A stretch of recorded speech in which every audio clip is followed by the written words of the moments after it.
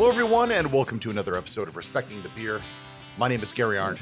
With me again, as usual, is the gold medal winning brewer, Bobby Fleshman.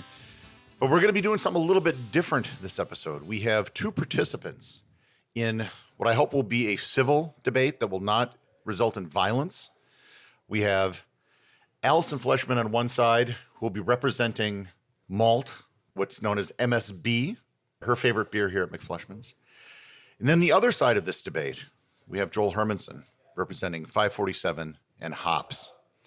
Now, before we begin, I want you to know there is to be no hitting, punching, eye gouging, biting, hair pulling, no physical violence whatsoever.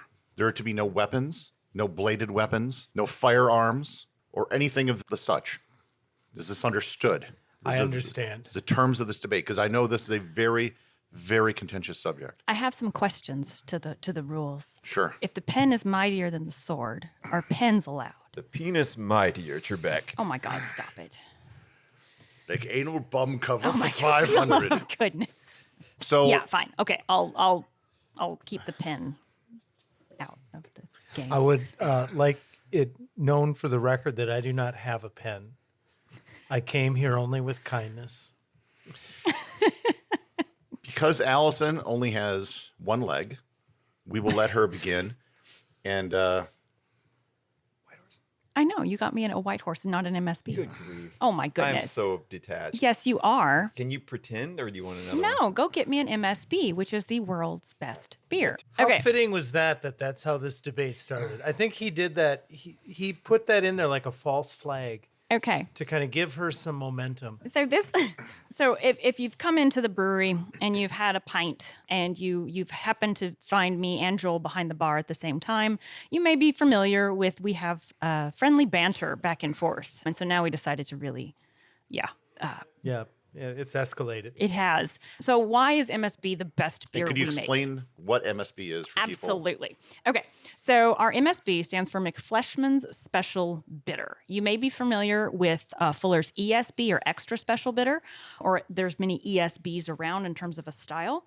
But the special bitter, or the bitter, is really what the English use to describe a pale ale. And this is one of my favorite, like if I go to a beer bar or someplace where I'm going to order a beer and they're like, what kind of beer do you like? I'll ask them, what kind of bitters do you have? If they answer with a list of IPAs, I recognize that, oh, you don't understand bitters. Bitters are pale English ales, which are very malt forward. So that's a fun little bit of trivia for you.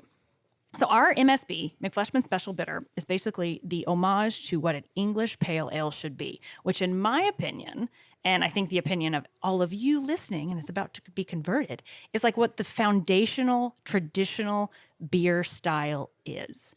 The beer that you think of when you think of a beer, that's an MSB or an English bitter. Then you start to add stuff to it, make it a little bit more hoppy, make it a little bit more sour. It's kind of a derivative from there are all the other styles of beer.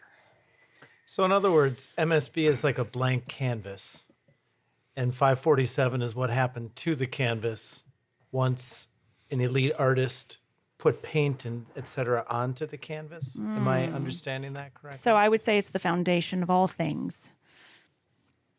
Yes. Sure. You can finger paint on top of the foundations that are the best beer ever. Joel is basically saying you can throw a can of soup on the Mona Lisa. That's fair. Although there's arguments that like Jackson Pollock, brilliant, but there's a foundation to it. Joel, will you please state your case, the IPA case, and the case for the 547? I just walked in. Did Gary go over his debate background? Because Oh, he didn't. He did not. Actually, Okay. that before I offer my thoughts. yes. Yeah, in college, I was in the top 10 in the country in my junior and senior years at the National Debate Tournament. I was one of the top collegiate debaters and one of the top coaches here at Appleton East. We placed in the top 15 in the country 3 years running. and he's just here to judge you guys. Absolutely. And I judge them constantly. That's Gary and I debate each Wednesday, with one of us ending up on the bottom of the debate each and every week. Let the minute show that Joel is just delaying his Should we ability just to reverse respond. roles, such as debaters do? we can do that for another episode. Different Joel, day. state your case for the 547 and the IPA. Well, I am a hophead. I don't. If you've ever walked into the brewery, you know this. I was, reading, for example, a comment on Untapped from one of our patrons who often comes in and orders a 547, who said that, he found it odd that as the moment that he walked into the brewery, the bell rang and he had a 547 on the counter, which points to exemplary service, but it also points to this symmetry, this psychological connection that people within the IPA community have with one another. It's a little like running into a Grateful Dead fan when you're out in the general public. There's just a vibe amongst us. And I don't think that you're going to find that same vibe with the foundation of all beers, because as you noted, when you go into a brewery these days, it's difficult to find someone who knows what bitters are. However, the IPA has become so popular, and I'd like to think I've played a small role in its popularity here, pushing that forward, the hops forward, by the way. I like hop forward beer. I think hops have not only a deep history, like our friend, the MSB. We recently did a podcast on the history of the IPA, and it has a deeper history than you would give it credit for. And for the record, I would like to state, Grateful Dead fans know each other through the smell of body odor and marijuana. Continue. I will say that there's another class of IPA drinker, and that's the one that's too afraid to order anything on the menu they've never had before. So they just go to the one that says IPA and they pick it. It's not the group you're talking about. You're talking about. I feel like you just singled me out. No, I feel like you just you know what I mean. you just Yeah. jumped to the side of your wife in the debate. No. I wasn't trying to take sides. I'm just saying that you have a deep culture here. So hop our forward IPA. versus malt forward. I think that's something that so speak more to a hop forward beer. Why are hops? If it was malt versus hops, why would you say hops would win? Or would you? I would. I like the piney, cut grass, resiny mouthfeel of a hop more than I like the sweetness and the biscuity, earthy nature of a malt forward beer. I can certainly understand, and outside of you, I've never really met any one of these people, but I can really understand why someone would think that an earthy, biscuity, sweeter beer would be more flavorful. But the mouthfeel, particularly the 547, has a very unique mouthfeel. And I'd like to point out that during this, I'm drinking the 547's little cousin, to which you made some modifications recently, turned the dials a little bit, and it's just beautiful. Just beautiful. Super grassy, super hoppy. Yeah. So say more to this mouthfeel. So what makes the mouthfeel of 547 so unique and or better than some of our malt forward? Well, first of all, and this is a little bit of bias toward, and I some of the beers that you mentioned at the top that were ESBs, when Sierra Nevada had their ESB, I really liked it. Yeah, And everything they do has their fingerprint on it. Yeah. And I'm actually a little bit unarmed in this debate because, unlike you, I actually really like MSB when it's canned and it's cold. Yeah. Ooh. I am not a fan of the Cask. mouthfeel that comes with a cask. Now, what I am glad about is that we have the option to have beers that have, because right now we have a sour that has a totally different mouthfeel. We have CO2 force beers, which has a totally different mouthfeel. We have nitrogen beers. We have the cask beers. We have the Lucre engine. We can present you with more mouthfeels than any other brewery in the state. Truly are a tap house or a tap room because all the different taps do yield a different experience. They absolutely do. But I like MSB, and I will have one, periodically from the can where I can control the temperature. That's fair. Because the mouthfeel, I don't really like warm things to drink. So I'll jump in, and one of the things I love about the mouthfeel of the MSB, our White Horse Porter, Even the tall mast English IPA, I'll drink one of those on occasion too. I really like the entire experience of the beer, and I'll start with the contrast. I, for the longest time, don't like what I call deceiving foods, ones that smell different than they taste. So when I was younger and I had coffee for the first time, like black coffee, no sweeteners, no nothing, the smell and the taste were completely divergent from one another. And I was like, that's a deceiving food because coffee doesn't taste like it smells. So what I'd like to have is this like continuous experience where the smell builds into the flavor, builds into the aftertaste, and then what you're feeling on your tongue complements all of that. For me, the 547 and any hop forward beer, there's such a stark contrast between the smell of the hops and then the taste that it's almost discontinuous. And so that's one of the reasons I love the English cask conditioned ales, because the temperature of them actually helps a lot of those little molecules get to your nose that normally wouldn't if it was cold. And so that's how some of the bigger breweries hide some of their flaws, is they keep them ice cold, or, from the Rockies cold, like the mountains. I can't remember the saying. Oh, where the can has to be blue. Yeah, something like that. No. Anyway. Henry's Law, right? Oh Gas God, Henry's escaping.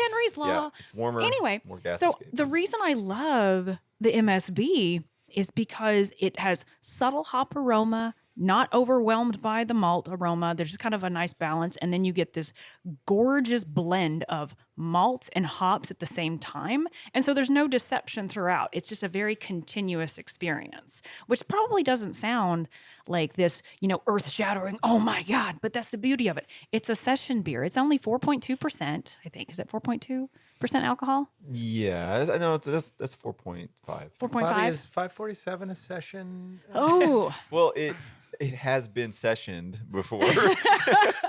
But the other thing is that But you no. can sit and have these session beers. You can have 2 or 3, and it's about the experience that the MSB allows to have. Whereas if I had 1,547, I'd be done, because I'm a tiny woman. I can't have that much alcohol without it, going to my head and all that. But I think the 547 is just too big. It's too much in your face. It's a very grandiose hops slam, almost. Not to say it's a hop slam, which is another beer, but it's almost too much, I think. And for the record, MSB is a special bitter. It's McFleshman's special bitter, not to be confused with ESB, extra special bitter. That is a really malty beer, and there's only one brewery that makes that beer. Right. That's Fuller's ESB. And I will go to my grave saying that Yeah, there's no so other ESB out there. ESB is really like the Kleenex of facial tissue. And so it only is through Fuller's. And then people claim to have an ESB. An extra special bitter isn't really a style of beer. Well, it is, but It is now. yeah, they're at the top of that mountain. Speaking of mountains and touching on something you addressed earlier with experience, we had an area psychologist on a couple weeks ago, Eric Eastman, who talked about the effects of where you first taste things and how the experience relates. My family and I, some of the best times that we've had have been in the mountains of Utah, the Rockies in Colorado, Yellowstone, Jackson Hole. And when you're coming down from a hike and you're doing something at Rocky Mountain National Park, and you go to, Broken Compass Brewery in Breckenridge, for example, and they have 13 IPAs or whatever on tap.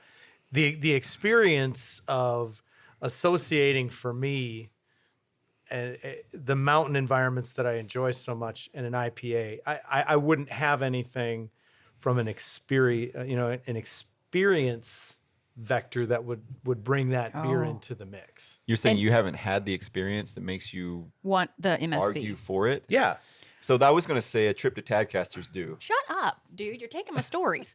But in coming back to this, Right. like I've only been to Europe once, and I was in Italy, and Italy is not a beer area by any stretch of the imagination. Road trip, or I guess boat trip. But if you were in, because you guys have spent quite a bit of time in England. Yeah, and when we were in Tadcaster, hunting down Sam Smith Brewing, which I think we may have told the story before, when we first had that cask conditioned ale from the publican who was like, Across whatever from John Smith Brewery. yeah, whatever you're going to order, nope, I'm going to order this for you instead. There That's was what something. I do to people with 547. Yeah, oh, it was the same. It was It was exactly the same. And it was their pale. It was the special bitter. And the beauty of that cask condition, seeing the hand pump and seeing that this is something different, that we don't have the luxury of having there's an IPA at every brewery you go to, but a cask conditioned ale, when done right, is a new experience in beer. It almost opens up kind of this historical dimension that you can kind of go back in time a little bit, but not back in time to the bog myrtle days when, Lord only knows what it tasted like, but to feel more connectivity to the production. And there's something about that hand pump that's I feel like you guys are arguing English ales versus IPAs. Well, Where have you been for the last 15 minutes? You're not just talking about these beers. You're talking about philosophies. No shit. Okay, and these are your examples. Sorry. Yeah, yeah. She has points deducted from her score for cursing. I'd like that. Also, make sure that the fans vote for. No, this winner. podcast is explicit. She can curse all she wants. It's, Damn straight. We need a winner out of this. But do you understand what I'm saying? That if I didn't have a, kind of that traditional English pub experience, because my introduction to craft beer, and again, it's not an IPA, but the first time I had a Sierra Nevada Green, the pale ale, which is much hoppier than. I've never heard it referred to as the green. That's smart. Yeah, I always refer to it as the green because they have so many other different beers that I like too. But that kind of changed. It comes in a everything. green bottle for those, or a green label, if those that don't know. If anyone's out there and drinks craft beer and doesn't know that label, Yeah, they were under a rock. Right. If you fall into that category, please come in next Wednesday and let's chat about it. He'll give you a 547. But that beer changed my entire perspective, and I would imagine if I had an alternative perspective where I had been exposed to nothing but large domestic brews.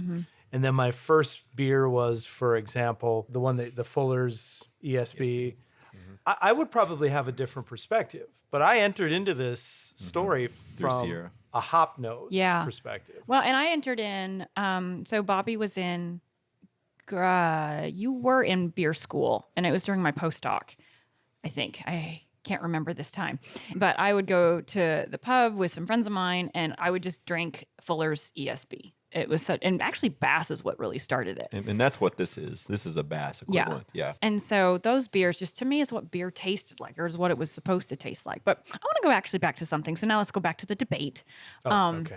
And so you said on. something about, you walk in and the person has the bell rings. I should say the 547 That was bell Dean, rings. by the way. Hi, Dean. And they have their beer waiting for them. So tell me about the 547 bell. Yeah. When I started here 3 years ago now, I can't believe you guys have been putting up with me for 3 years. Just do a podcast on how that's possible. We met you almost 10 years ago. Yeah. More than. Yeah. 2013. 2013. I just decided we needed a spectacle because 547 is worthy of a spectacle. I like a spectacle. It's a spectacle, huh? So you had such trouble getting people to love 547 as much as you do. It needed a spectacle. To install a prop. And we had to Boy, did have she lay that a trap? Pavlovian Meanwhile, I'm going to take a response. picture of the lacing over here on his glass. Anyway, no, let me... David, okay. could we please cut this section? Let me out of advocate for 547, though. So we have a bell that is basically to get Joel to shut up from it. Like, we need a spectacle. I was like, oh, fine, here's a bell. No, I said a bell. You did say a bell. Right. You just happened to find the perfect I bell. did find the perfect bell. I went onto eBay. I found this bell. And what's funny is I thought it was going to be a big bell. It turns out it was a little bell. But it works. Oh, it gets beautiful resonance. Yeah, it's a good bell. It's not overcompensating. Nope. And I absolutely... I love the bell. But then Joel countered the 547 bell with this dinky little broken bell that goes... ding. And he called it... What did you call it? It's the type of bell that you would see, at a counter at a place where somebody has gone to the back. It's got the silver top. It's round. Except this one, the mechanism inside the spring at the top is broken. So when you hit it down, it's a very flat, monotone, unpleasant sound. So I actually put a label on that's the MSB bell because you had said you wanted a bell to counter my 547 I did. bell. And every time you ring it, an angel loses its wings, right? Right. The way it sounds. Yeah. Well, Because the 547, we've got it tuned in a way where it is. It is quite It's beautiful. much bigger than you would. You don't think. need another bell. No. You need a gong. Oh my God. A the MSB kazoo. gong. No. The MSB But gong. I just But you actually didn't want me to use the MS. I didn't, but I think the existence of the MSB bell, Which was hilarious. by the which way. was hilarious, is proof that you are scared that all you've done is create a spectacle around 547, and you need to create this other bell to emphasize Gary's to racking everybody points up over here. that Recording points. MSB, like, we have to convince you that it's not good in comparison because you are afraid, my friend, because you know deep in your soul the foundation of beer is really the MSB. Gary, may I respond? Oh, I'm waiting. Keep waiting, She's my called friend. It's you going to out be a while. for cowardness and inauthenticity. What do you say? Guilty as charged. Bobby, I think this would be a good time in the conversation for those sales numbers. Can I have? Well, I mean, I don't want to Stop derail it. the debate. But yeah. Oh, So, no, she just asked that I not be allowed to bring in admissible evidence. So our 547 does outsell our MSB. I'm sorry, could you repeat that for Joel, just to be clear, is your claim that popularity is evidence? And if so, how many songs on the Billboard Top 40 have the Grateful Dead had? 0? Oh, interesting. Could we look at touring dollars statistics, please? I think Taylor Swift would I was win. about to say Taylor Swift is going to. Well, I'm not suggesting that. So MSB is the Taylor Swift of beers. No, no, no. Is that Say where we're that. going? No. Okay. No, but I'm suggesting. Notice how he sales. quickly said no to that. So he truly believes that MSB is worthier of some sort of musical Okay, I'm going to have genius. to object to that. Perhaps I feel the like Tom that- Petty of the beers. See, you're not going to get me to say anything negative about Tom Petty. Damn straight. But no, what I'm suggesting is that sales are a very clear indicator of popularity. It is really funny though. Bobby and I are number nerds, and so we always track the. No. I know we Good track the spreadsheets. numbers, Love and not spreadsheets. only can we tell when Joel is working because 547 spikes in sales, but we can also tell when he was hired, just in terms of general sales, because we're like, what all of a sudden happened in Wednesday back in 2022, and we're like, oh wait a minute. In all fairness, any IPA is probably going to sell better simply because that is a beer that people are familiar with. True. Whereas any cask beer is going to be different for people in this area. Yep. That it's not something that they are familiar with. And when we first started, our sales of, I want to say, what was it, 10% of our beer sales were cask. And then after a couple years of just educating folks about what it was, explaining kind of We like, got up to 40% at some point. Yeah. And then we hired Joel. that's true. But okay, You're welcome. let me argue on 547's behalf. I know. Can I point out one thing though before you do Sure. this? I have never had an experience behind the bar, hundreds of shifts. I've never had an experience where somebody ordered a 547 and wasn't feeling really good about it. And the same thing does hold true with That's MSB. because it's a high alcohol content. No, beer. no, Of I- course they're you- going to feel good about it. See, you talked right through my second point. I've also never had that experience with an MSB where somebody didn't order it and felt really good about it. Yeah, they do. It just doesn't sell at the same pace because, again, as you mentioned, it is a style that is not particularly, front and center. Right. with It people. is subtle. And I think if those Like me, it's subtle. no comment. And so I think we have more malt forward beer. So our Yorkshire Round English Brown is going to be a lot more malt forward. It's same cask conditioning. Our porter is going to be a little bit more acrid. It's got some of those more chocolatey notes to it. Also cask conditioned. And they're just a different mouthfeel experience. But I'm going to go to something kind of different is the names. So the name 547 versus the name MSB. So both of these happened. Bobby and I, when we went down to Cincinnati and we bought our back bar, we had a couple cups of coffee. The caffeine was flowing. And that's when I think 12 of our flagship names were born. 547 and MSB was in the same conversation that these names were born. And I think 547 is probably one of our best named beers because, and I know Gary has some thoughts about this, about it's named after the Toronado, the beer bar in San Francisco, and how we kind of give away our best beer names to And then we went and did it again. other establishments. Right. And hence our little Toronado is named after the Toronado Bar, which is at 547 Haight Street. By the way, top beer in the world, according to the most Our top beer beer bar. bar in the world. sorry, beer bar in the Right. world, according to the But- Craft Beer and Beer Brewing. I don't know how it's not been that Yeah. like 15, 18, Yep. 30 years straight running. Right. Anyway, but the thing about 547 is when we were trying to come up with a name for Little Tornado, the kid sister to 547, we were like, well, what about, 547 and a half or another numbered beer? But you only get one. You only get one numbered beer that 547, those three numbers in that order, it has such a following. And I think there's a lot to do with the fact Except that now it's... we have 15, 16 coming out, I think. But refer back to the previous podcast. Quit interrupting the points.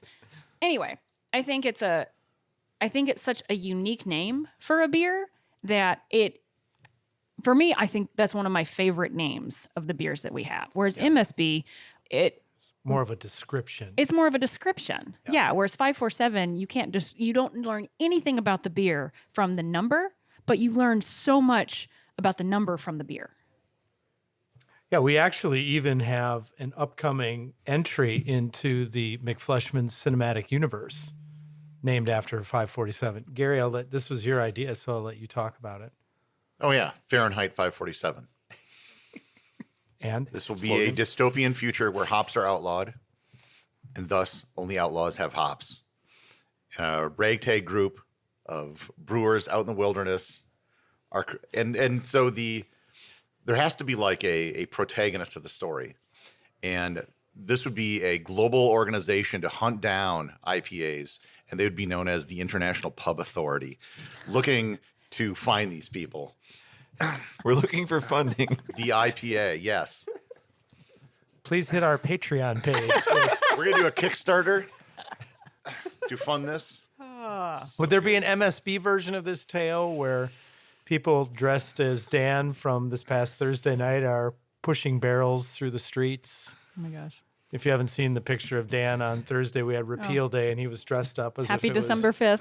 1933 rather. Yeah. I think Gary's going to wrap up in a second. I wanted to say two things about these beers, or one thing about both of these beers, and that's that they both embody like these stories, right? Mm-hmm. 547 is the story of our San Francisco side.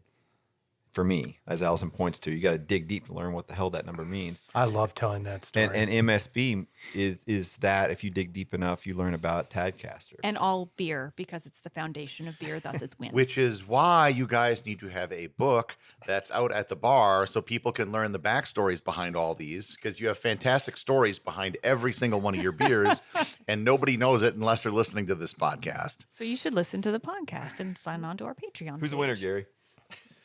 I will Or leave let that for people of another generation.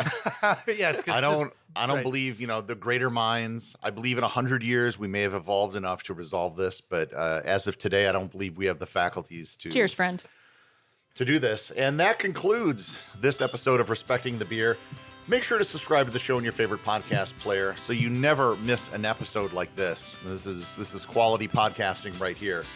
And feel free to join the Facebook group to get updates in between the episodes and join the Patreon, which you can find links to in the show notes.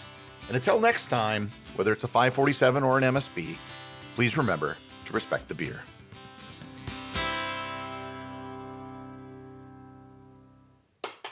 That was really good.